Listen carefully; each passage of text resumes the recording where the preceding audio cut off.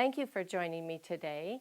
We have a good start on this quilt, and we will finish it up in the next episode.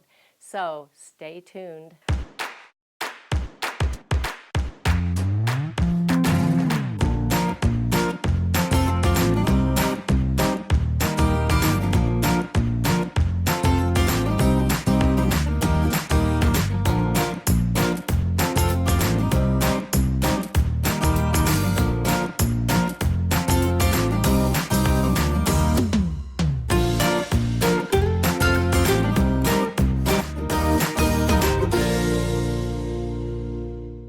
I'm at the center star where the diamonds all come together to make the star, and these black diamonds take off into each of the corners.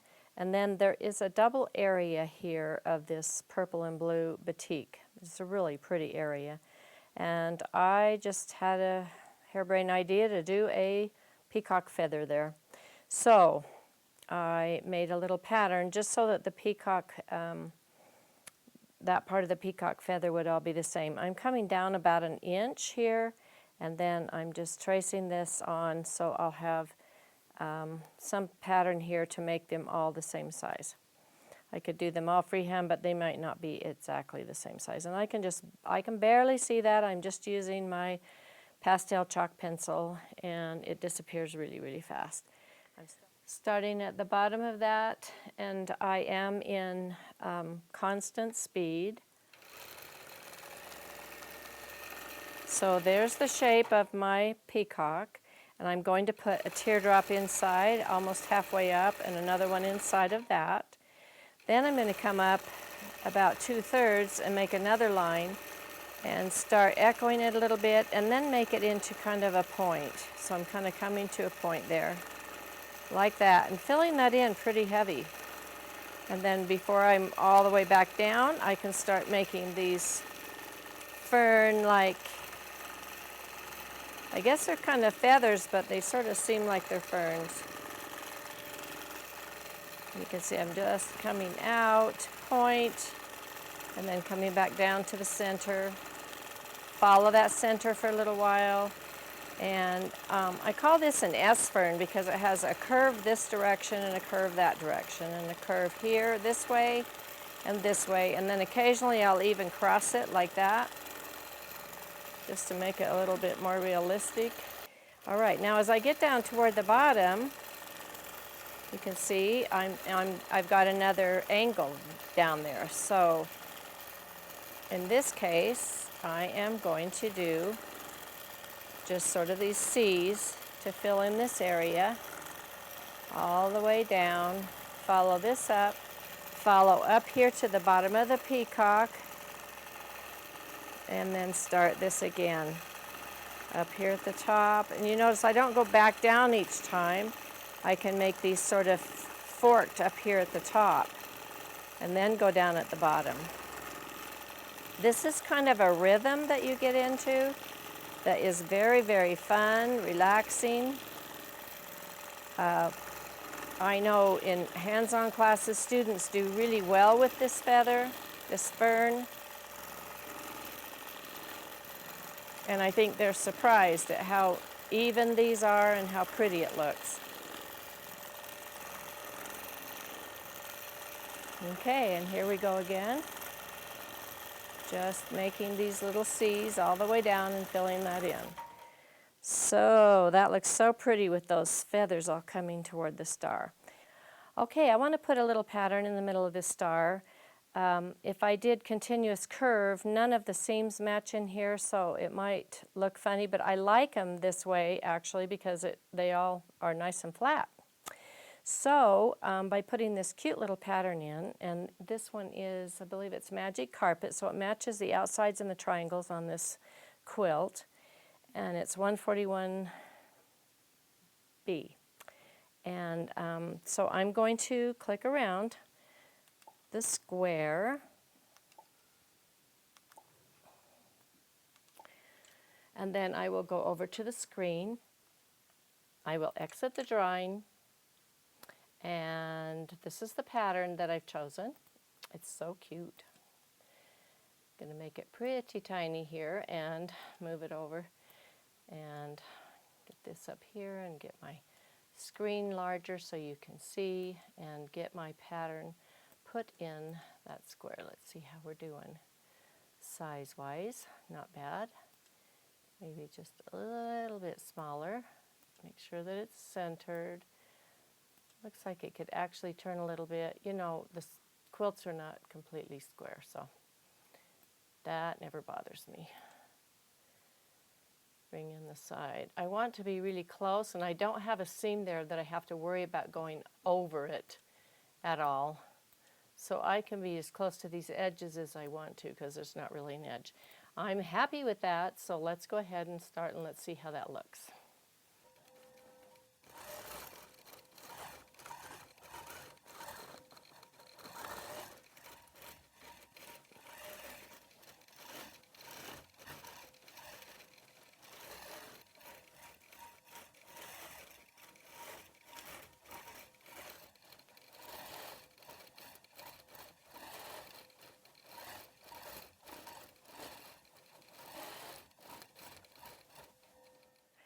That turned out really nice, and I love it. It's going to look so good on the other back, on the other side, which is minky, has a minky backing. So that star will be just that focal point with all these peacock feathers coming in. It's awesome. So I have this area where I have the two large triangles made up of triangles for the kind of the lone star. So I am going to just go over and start putting these areas in, because I found a pattern that I really like to put in that area. It's one of Anita Shackelford's patterns, point to point.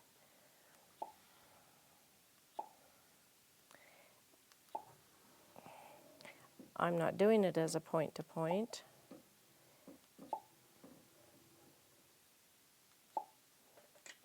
I'm also going to just put the line down through the middle, just so I know where it is. Then I can go over, and I've got my pattern there, and I'm going to flip it. There we go, because I was using that one on the bottom. And I'll put it up in here, and then I'll really play with it here, because I want it to be really close to the edges.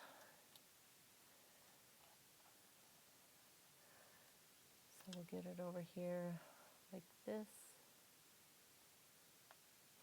I think that's what I want, but because it was a point-to-point pattern and I really don't want the point-to-point, I'm going to go into my nodes.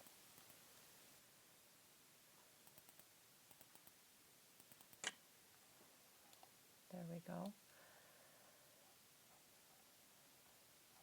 Because I do not want this line coming out. I want this feather to be the end. So what I'm going to do is just, if I just bring these back down like this, I can kind of combine them all and just have it end right there. Do the same thing on the other one.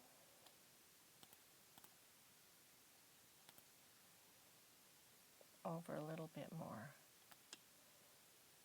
I really want it to be as close as possible. Just getting the bottoms just right. There we go. Okay, let's see how that stitches in.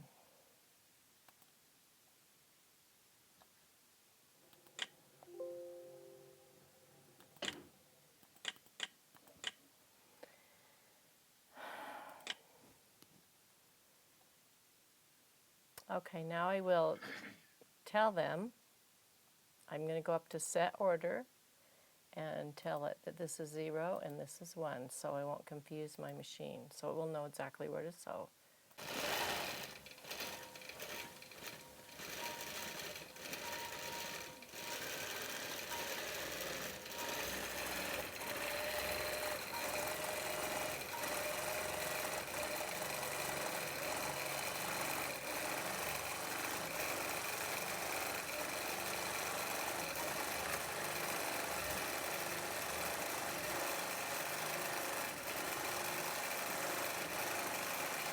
I love doing these dimensional, I call them long arm pearls, and they're dimensional because they get smaller as the stem gets smaller, but they sure add a lot to the quilt.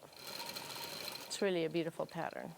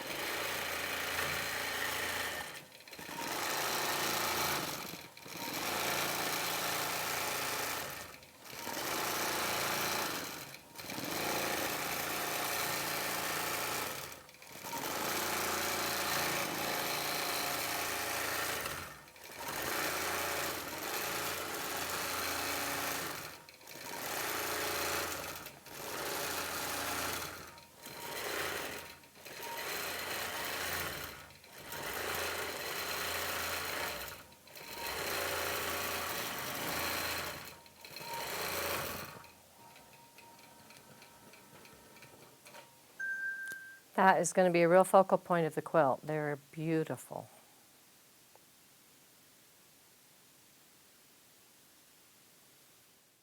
For this area up through here, I use 3 block patterns. It's the Magic Carpet 144, which is one of my patterns. And I've used other complementary things on the quilt.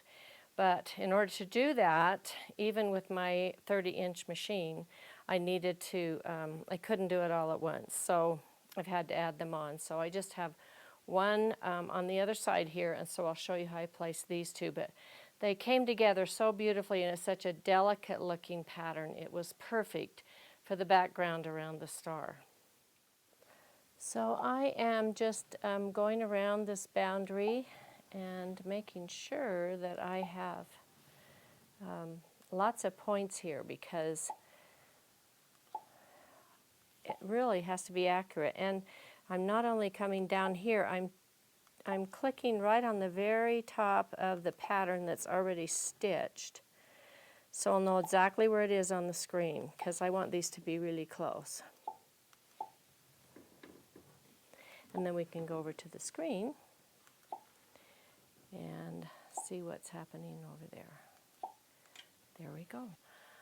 I auditioned a lot of patterns, and while I was doing that, I found it was so beautiful to put all of these different patterns together. I mean, they just look so beautiful. Many patterns are like that. So when you're looking for an area like that, you don't have to choose an overall. You can choose blocks and put them together. So now I got to scoot this down here and really make this big. I'm particularly concerned about the areas down here, and these are individual patterns, so I can make sure that it is exactly on that point, and on this side too, because that is where it's going to meet up. Looks like they're good up there. This one's going to have to come down just a little bit because the fabric isn't perfectly square. These are all meeting nicely. I'll bring that one down just a little bit. This looks good around the edges. It's really fun to look at these and see how they go in. This side is down just a little further, but I think it has to be because that's where I clicked it. So let's see how that's going to work. Now, what I can do is I can combine this pattern, and then I can also number it. 0. So it will sew these two as one. It probably will stop in between and let me bring up my thread again. So let's see what it does.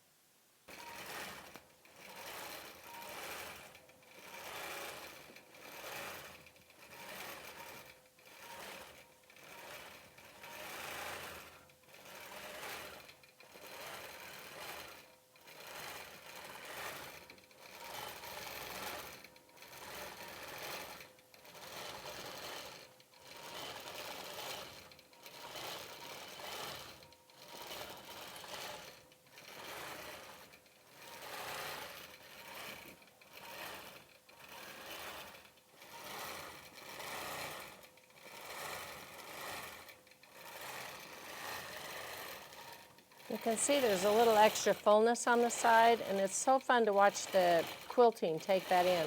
But you can also manipulate your fabric just a little bit if you need to while it's stitching.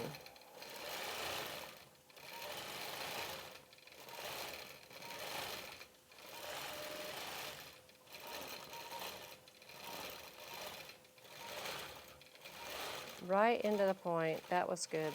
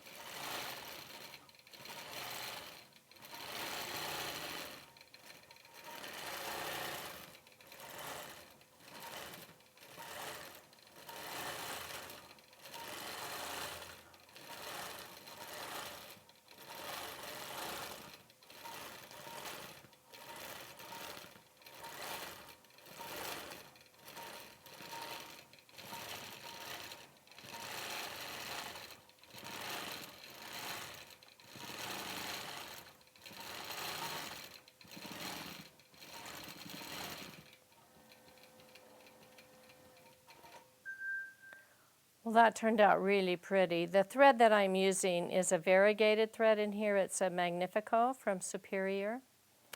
And the blue thread was simply the Omni thread from Superior. And the batting that I've used on this quilt is the Polydown from Hobbs. Well, we're finished with the project today, and it's always good to have a finished quilt, isn't it? I can't wait to see Gail's face when she sees the quilt and the back of the quilt in that beautiful minky. Thank you so much for watching. I'll see you next time.